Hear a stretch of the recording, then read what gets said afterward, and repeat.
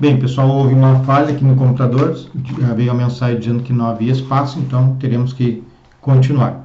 Bom, continuemos aqui do exercício regular de um direito, artigo 23, inciso 3. O indivíduo, então, que exerce um direito assegurado em lei, mesmo que ele atinja um bem jurídico de terceiro, ele não estará cometendo crime, pois estará albergado pela norma do artigo 23.3, exercício regular de um direito que exclui a ilicitude. Então, o direito autoriza esta conduta, né? E esta autorização funda-se em normas jurídicas de qualquer ramo, não somente do direito penal. E também pode se fundar em costumes, como no caso do trote acadêmico, que por costume o veterano pode praticar, por exemplo, condutas como pintar o rosto do calouro lá na faculdade. Isso é um costume centenário, então não poderá o calouro querer imputar um crime de constrangimento ilegal ao veterano, desde que seja uma conduta moderada, obviamente. Exemplos de exercício regular de um direito. Na intervenção médica, o médico deve pedir autorização, deve haver uma autorização do paciente para uma cirurgia, por exemplo. Então, o paciente não poderá acusar o médico posteriormente de uma lesão corporal, por exemplo, por ter cortado seu abdômen numa cirurgia, por exemplo, porque há autorização e afasta a ilicitude. Mas, se o paciente chegar em estado gravíssimo, o médico pode realizar essa cirurgia sem autorização, obviamente, da vítima, e nem precisa esperar os seus familiares, mas aí ele estará agindo em estado de necessidade desta pessoa e não em exercício regular de um direito. Na violência desportiva, pode ocorrer dentro do que o esporte permite, a lei esportiva permite para uma modalidade esportiva, alguma lesão à integridade física, alguma ofensa à integridade física, mas se for dentro do permitido pela lei, não há problema. Exemplo, no boxe, nós sabemos que há ofensa à integridade física do boxeador, mas a lei permite, então não haverá crime de lesão corporal, por exemplo, exceto se ultrapassar esta autorização da lei. Nós tivemos o exemplo do Mike Tyson, que arrancou com uma mordida a orelha do seu oponente. Isso é crime. O boxe, a lei do boxe não permite isso. Então ele ultrapassou o que a lei permite. Também nós tivemos um caso no futebol, né? A violência desportiva existe dentro do limite, numa disputa por uma bola, né? Por uma jogada, ok. Agora, se for uma agressão fora dessa disputa, é um delito. E nós tivemos isso aqui no Rio Grande do Sul. Um jogador deu um soco na cabeça do seu oponente e esse oponente ficou com limitações físicas. É crime de lesão corporal, provavelmente gravíssima. Flagrante facultativo, o artigo 301 do CPP permite que o indivíduo, qualquer pessoa, qualquer cidadão, prenda alguém em flagrante. Então, se o cidadão prender alguém em flagrante, ele não responderá por crime de constrangimento ilegal ou de sequestro.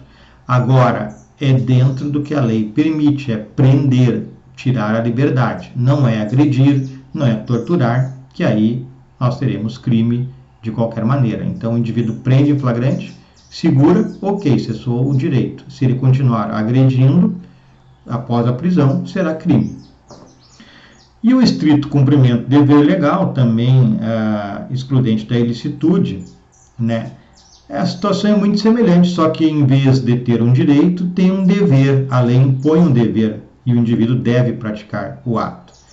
Os requisitos então, para a existência do estrito cumprimento do dever legal é a existência desse dever legal por lei ou até por ato administrativo, né? O ato deve observar estritamente, o indivíduo que praticar o ato deve observar estritamente o que está escrito na lei como dever, né? A conduta, em regra, é praticada por um agente público e não por um particular, né? Mas, por exemplo, a lei traça limites para a educação dos filhos, né?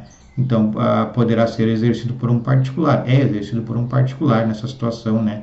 De limites aos filhos. Mas, como regra, quem tem dever legal é o agente público.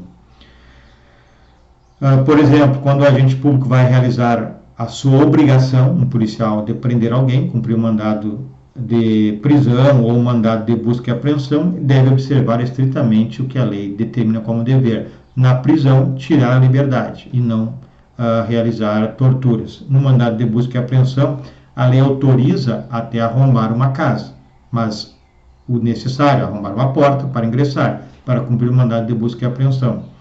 E o carrasco que mata alguém, ele está executando o que a lei determina. Ele é executor de uma pena de morte imposta pelo Estado. Então, ele pode realizar esse dever, né? E o excesso, pessoal? 23, parágrafo único. Então, se o indivíduo ultrapassa os limites, as barreiras, né, do estado de necessidade, da legítima defesa, do estrito cumprimento do dever legal e do exercício regular de um direito, ele se excederá e praticará crime e responderá pelo crime, na modalidade culposa ou dolosa. Se ele quis se exceder, responde pelo crime com dolo. Se ele não tomou os cuidados devidos e se excedeu, responde pela modalidade culposa. Então, há excesso, então, nós podemos dizer assim, nas 4 modalidades da exclusão da ilicitude, quando a situação de necessidade não era presente, né? A agressão repelida não era injusta, não havia o dever legal, ou ele não agiu em exercício regular de um direito, ou ultrapassou esses limites. Há excesso. Quando ele ultrapassou esses limites do estado, da situação de necessidade, da agressão injusta, na defesa contra a agressão injusta, no dever legal ou no exercício de um direito, há excesso. Só tem que ver se é doloso ou culposo.